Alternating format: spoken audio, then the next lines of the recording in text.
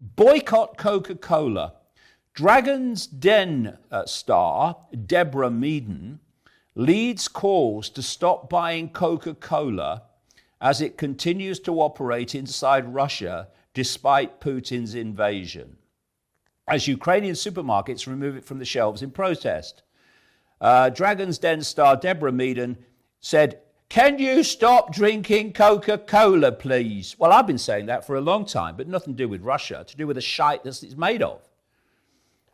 They are refusing to withdraw from Russia. Let's show them some people power. Oh, really? Where were you during the COVID, Deborah Meaden? Oh, I was wearing my mask. Oh, yeah, I thought you were.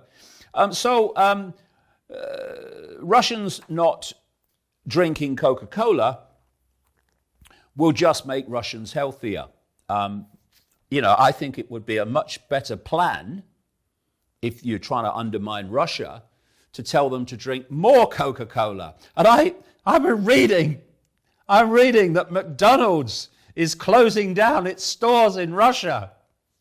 Can you imagine the surge of health screaming through the cells of Russian people as they're no longer consuming Coca-Cola and Big Macs? There's a bloke for people around the world called Roman Abramovich. And he's a multi-billionaire, thanks to Russia and Putin. And he's owner of Chelsea Football Club. And what they've done is frozen, basically, the assets of the club. And so, again, you hear the sound of double-barreled shotguns shooting at feet. Now, if they want to target Abramovich, fine. But Chelsea Football Club is an historical entity that's been around long, long before Abramovich ever turned up. I said when he came and with his money, I said that this was going to end in tears at some point because he's a crook. But it's an historical entity, and it is supported by the community who want to go and see the games.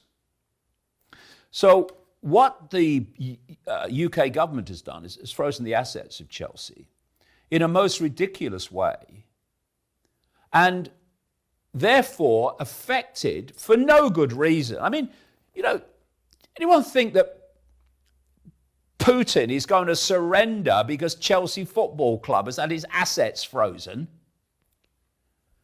But look at some of the things that come from this. The Premier League club has been frozen assets as part of the action. And he's trying to sell it. He was trying to sell it. The Chelsea club shop must close and no more match tickets can be sold.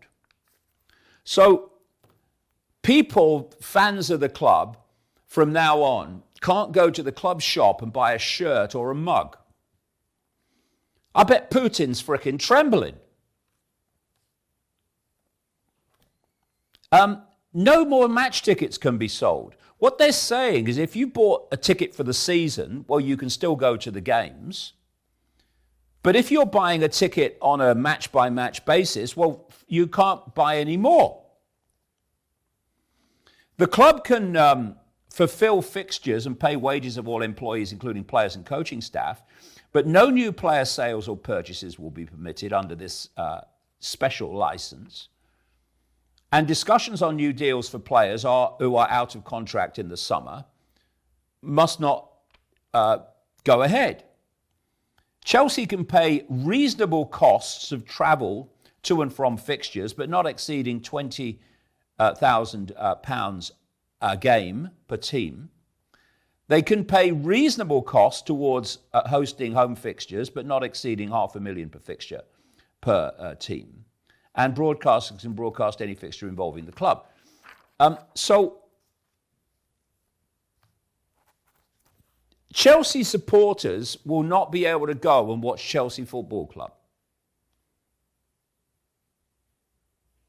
How the heck is that going to change anything in Ukraine?